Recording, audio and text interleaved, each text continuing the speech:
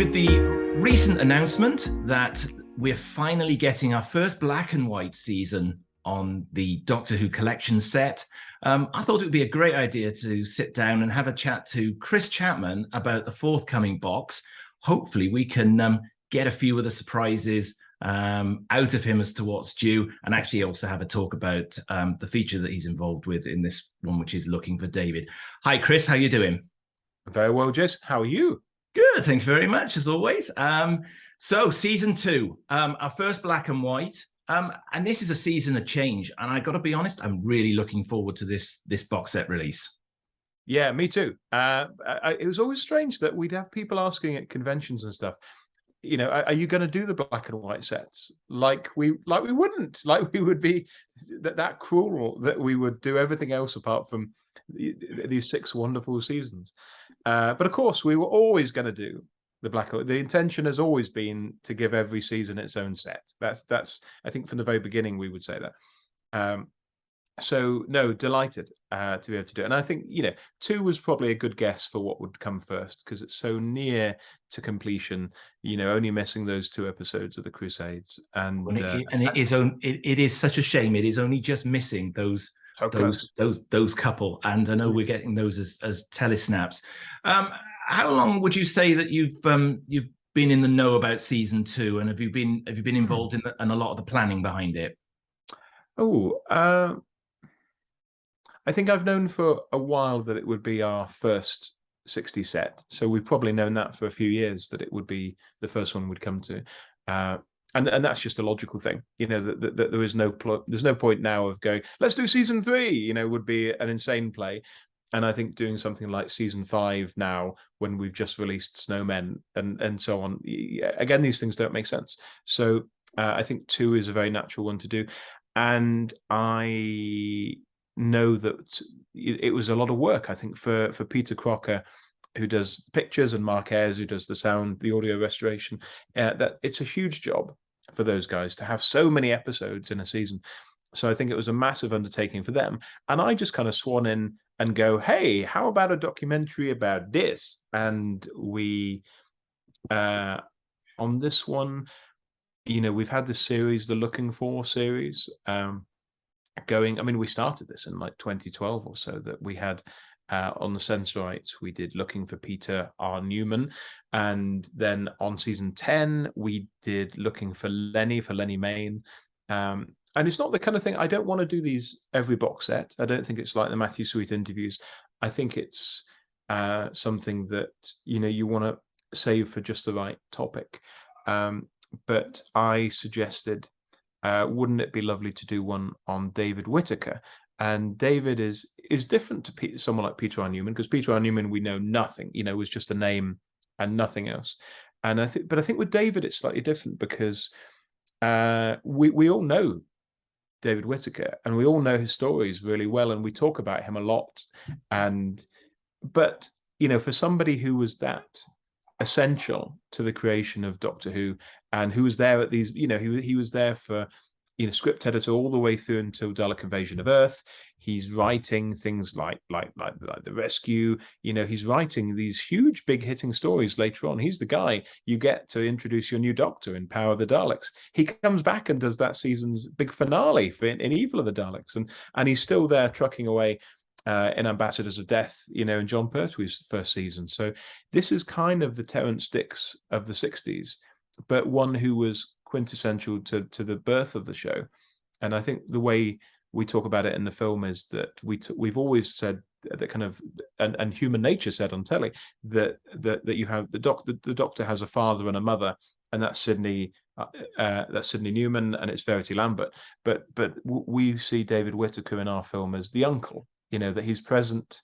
Maybe he's not there in the room when it's at the birth, but he comes and visits within hours, and he's at the core of, I think, creatively, who those characters are. You know, that realistic tone that the early stories have, where, you know, they're genuinely in danger, they're in jeopardy all the way through the first season, and the care for that TARDIS crew, I think, is all from David. You're talking about somebody who had a real grasp of science fiction, and I think more so than than Verity in that way. I don't think Verity would have said she was a big science fiction fan, but David was. But we know nothing about his life, and we know very little about the rest of his career. So this was a chance for us to correct that. And I don't want to give away too much, because I think you will go on a journey with Toby to kind of find out more, because Toby was finding out from nothing as well. You know, he was discovering in the same way that the viewer will, I hope. And I think it's true, actually, because we've got lots of publicity with Verity involved, and obviously Sydney's quite prominent. But in many respects, David Whittaker, for me, as a young fan, was a name on the front of the book. And obviously, as you get to know Doctor Who, as you come through it, you realize quite how deeply involved he was. But he was a very almost a very private man. He wasn't to the fore of a lot of the publicity, was he? No, and I think the most telling thing is that when the BBC, when Mark Gatiss did the wonderful adventures in space and time, David Whittaker's not in it. The quite sensibly, you could argue, Mark looked at his cast of characters and thought, I can't have everybody represented, and so David's not in it, and that says something. He's kind of slightly the invisible man of that period, and we wanted to redress that as best we can. And I don't know. I mean, I don't want to ruin it, but I don't know. I don't know if it was that he was particularly private. I think he was he wasn't camera shy, as you'll find out in the film. But he was very unfortunate that he died. And you can see this on Wikipedia, that this isn't a secret, but he died in 1980, I think. And he, like many Doctor Who alumni of that time, he died before fandom got a chance to welcome him back in, to say, we love you. We never got a chance to tell David Whittaker that we love him. And I think that's a shame that's part of the reason that we feel like we know him less, I think.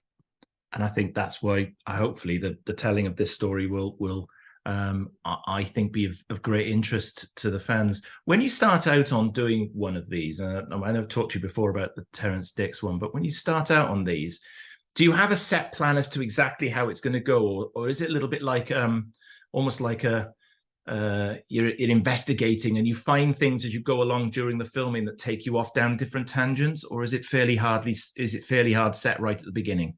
It's a bit of a mix. I mean, on this one, a very key figure was Simon Guerrier, who was a researcher for us, and Simon has been working for years in the background on a book about David Whittaker. So I immediately contacted Simon and said, can we piggyback on anything you've learned? And so it begins with me and Simon kind of talking a lot, and really me kind of carving out, these are the things actually I think we can bring to life on the film. And that primarily is, who can we talk to? Who is out there in the world still, and where can we visit? Where physical locations that are still around. So I work out from that, a list of, these are the places that we're going to go to. These are the people we're going to talk to. We know that we have a limited number of filming days, but the important thing with these is that when we meet people, it's not scripted. We'll have a rough idea, a checklist really of what we want to talk about, but where that conversation goes is completely natural, and we try and keep a lot back from Toby, so that he doesn't necessarily know what he's going to see. If I know that there's a bit of a treasure trove somewhere, I won't tell Toby that. So it can be genuine glee that you see when a box comes out, or a clip is shown, or whatever it might be. And it is glee with him when he finds new facts out, isn't it? Completely. Well, I think Toby's perfect for these things, and it has a very human face. Has a very human way of reacting to people. People feel very comfortable talking to Toby and opening up.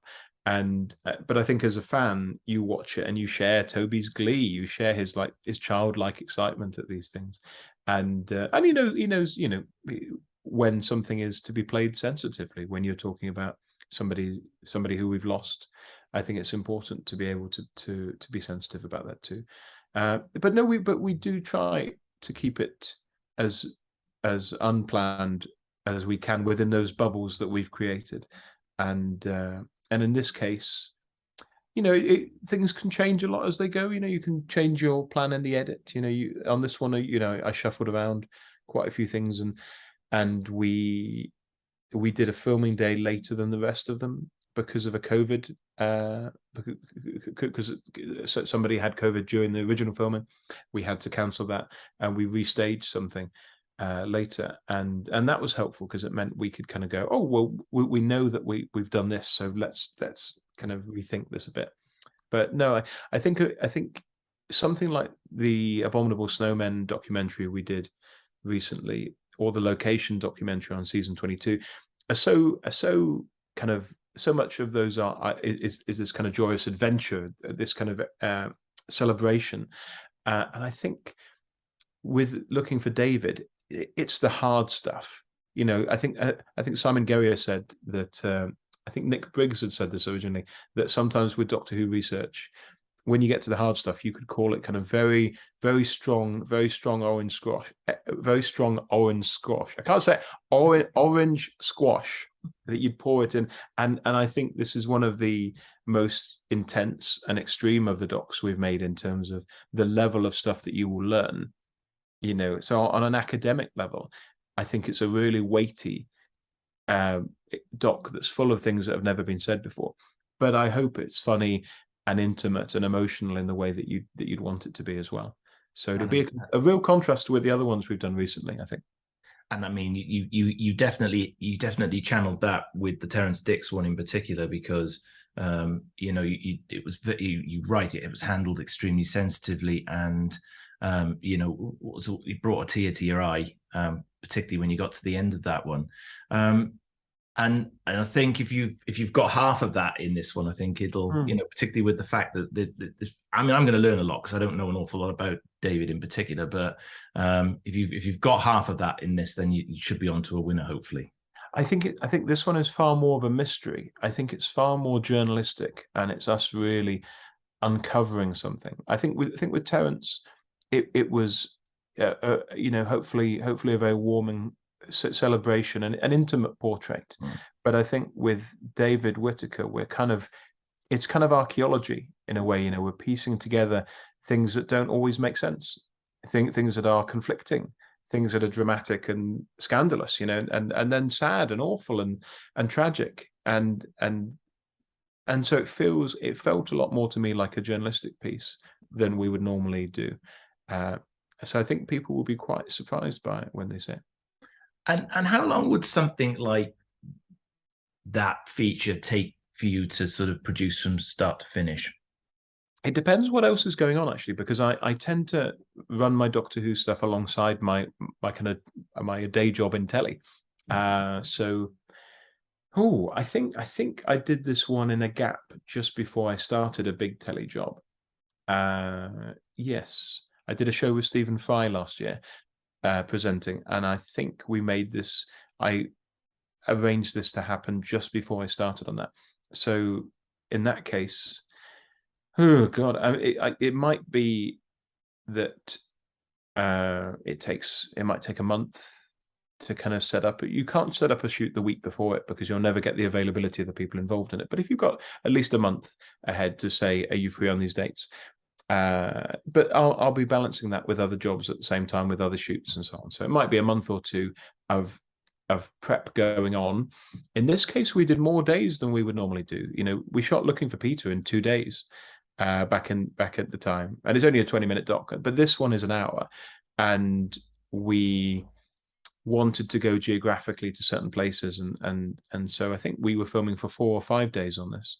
And we did them all in one go, apart from one day that was kind of COVIDed down the line a bit to do later. And then the edit is probably, it's about a week of me picking out all the bits that we're going to use in the order that we're going to use them. Mm-hmm. And then my editor, Rich Alderson, who's a lovely man, will probably spend about 3 weeks or so, I think, bringing it together and getting notes from me. And so, you can turn these things around in I guess it's kind of, it's usually kind of 2 to 3 months is the minimum, but it's nice to have docs that you can, we're working on at the moment where the deadline's not until November, and we shot it back in back in April, May time. So it's nice to have a bit more time, so you're not hurrying. Yeah, and you've probably, as you said, you've got your own work to do, but you're probably running a couple of these simultaneously for other releases that we're yet to know about. So that's it's kind of exciting, and I know you've got to be very careful. You can't give any clues away. Well, I can say I can allude to things. Traditionally, at any one time, I mean, I think at the moment, I know that we've got, apart from the stuff that you know about, we're editing a sequel to the location film that we did on season 22. So a big location jolly, like a much madder, much grander kind of jolly this time, around one particular season. We are prepping a big making of to shoot in the springtime next year. I'm about to shoot a big biography in the style of the Sarah Jane one and the John Nathan Turner one, which will be between 60 and 90 minutes, of a really important figure for me. So we shoot that, and then we've got 2 more biographies that we've started picking up interviews for.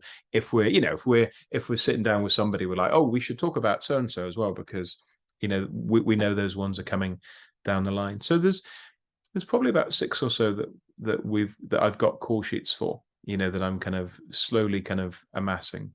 But that's nice. It's nice to know that there's a few down the line, and it will keep going that way.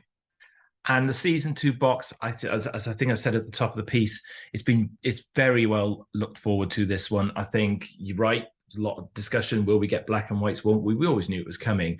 I think Pete produced a fantastic trailer for this one to bring us into the story and to almost reintroduce Maureen to us again. Yeah, I'm so glad he got Maureen O'Brien to do that. And she's playing an older version of herself after the Mythmakers. And Maureen has she's always been beautiful, but I think she has kind of aged into her face so beautifully. And Pete really captures her beauty really at the end of that film, at the end of the trailer, with the scene with her granddaughter, I guess. So I think that's been terrific to have Maureen back. I know she does a In Conversation, I think, with Matthew Sweet, and there's also an In Conversation with William Russell that was filmed a while back. And Steve Broster, I think, has done a series overview, Flight Through Eternity, and I think he's also directed the Collectors, Doctor Who and the Collectors, with Emily presenting on that one. And then there's loads of Behind the Sofas and all that kind of stuff, and so I think it's a really good mix. And I think it's nice that I know a number of the stories on this season didn't have a making of in the first place, but I think it's a good solution for Steve to be doing the season overview, which allows you to tell those stories in a way that I'm trying to think of which ones didn't have making of. Something like the Space Museum. It would be hard to do, to do a proper documentary just about the Space Museum, I suspect. But if you wrap that up within a season, it allows you to kind of to still tell those stories. Yeah, I agree. And season 2 is such a season of change. You have a very solid sort of start to Doctor Who in season 1, and then it has to change because people are starting to move on. Things are changing. Verity stepping away. So to be able to tell that story, hopefully Steve gets a chance to tell that story through that documentary, about how much it actually changes. I think it's an amazing season in that way, that you look at where it starts and where it ends. You start with that original crew in Planet of Giants and Dalek Invasion of Earth, and if you then skipped forward straight away to the Time Meddler, you'd be like, who are these guys? What's going on? And it's season 1 begins and ends with the characters in the same place, and season 2 you end with Vicky and Stephen having taken over, and I think that's lovely. I think the show has suddenly become maybe more about the Doctor as its core character. There's always that feeling with Ian and Barbara, who we love, that you're kind of seeing the Doctor through their eyes throughout their time. And so when they leave at the end of the chase, it's a real kind of change in the whole series. You think, right, well, I guess the Doctor is now finally he's our he's our protagonist. He's our audience identification. And then, of course, he's not, because he's still mad and crotchety, but he becomes the only anchor that we've had since the beginning. So I think it's a terrific season like that. And I it's one of the ones I'd love to, when the set comes out, to watch consecutively. I've never done a big consecutive viewing of it before, so it'd be lovely to do that.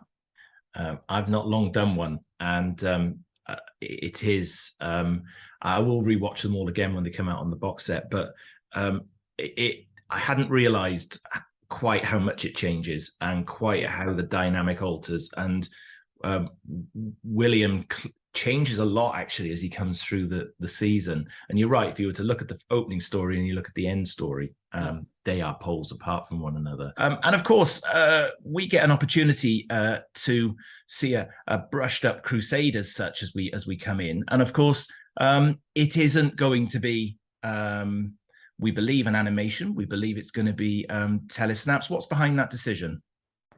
I think purely it's a practical choice, and I think we've always been quite open about this, that it's been amazing that the animations have had this run of financing and of releases. That you've had the idea that Evil of the Daleks would be out there, and Power and Macro Terror is nuts to me, because I come from the era where we could only afford to do 2 on a release, and they had to be teeny tiny budget. So the budget of like the Ice Warriors is minuscule per episode compared to the budget of, say, the Abominable Snowmen, like a different world. And that funding model of BBC America, and the fact that these were broadcast programs, these weren't non-broadcast like our documentaries. These were shows that were going to be on telly, and so it's a different world. So the idea that the collection can suddenly kind of pony up for like a 6-parter or something is unfortunately just not realistic. And so I think I don't think people were particularly surprised to hear that the Crusade wouldn't be animated for those 2 episodes. So I think I know there were a few people who were disappointed about that. I understand that, but I know that the reconstructions will be lovingly put together. And I guess we don't know what the future holds in terms of future animations. I think one of the nice things about these sets is that, in theory, if a release came out further down the line, you could. I will certainly buy that and just swap the disc over, I guess. But the intention, certainly with this release of the Crusade, is to make it a complete viewing experience still. And I don't think there's anything wrong with it being a reconstruction. Animation is reconstruction. It's just a different genre of that. So I think when people see it, I think they'll be. I hope that they'll still be very happy. We've obviously got a screening coming up as well. So to premiere it at the BFI, they've decided they're going to show the Time Meddler. Do you think we'll get a little preview of your feature there as well? That's the plan. Yeah, I think we're going to show. I don't want to show too much, because I feel like I want people to uncover it as one thing. I don't want to put spoilers out there, but we're going to show the very beginning of it, and I think about 4 minutes or so from the very top. So you won't find what Toby discovers, if you like, but it can be a nice tease for the way. And then the thing I'm quite happy with is that we've kept everything that we set up in Looking for Peter, the way it begins in Toby's house with him watching the story, and then he turns to us and you get the titles, and then he goes on Wikipedia and all that. Across the 3 films, we've been able to be really consistent and keep that as the house style. So we haven't changed that now. It's if you've seen the other 2, you kind of know how this is going to start, but then it goes off in a completely different direction after that. Well, really looking forward to being able to see that.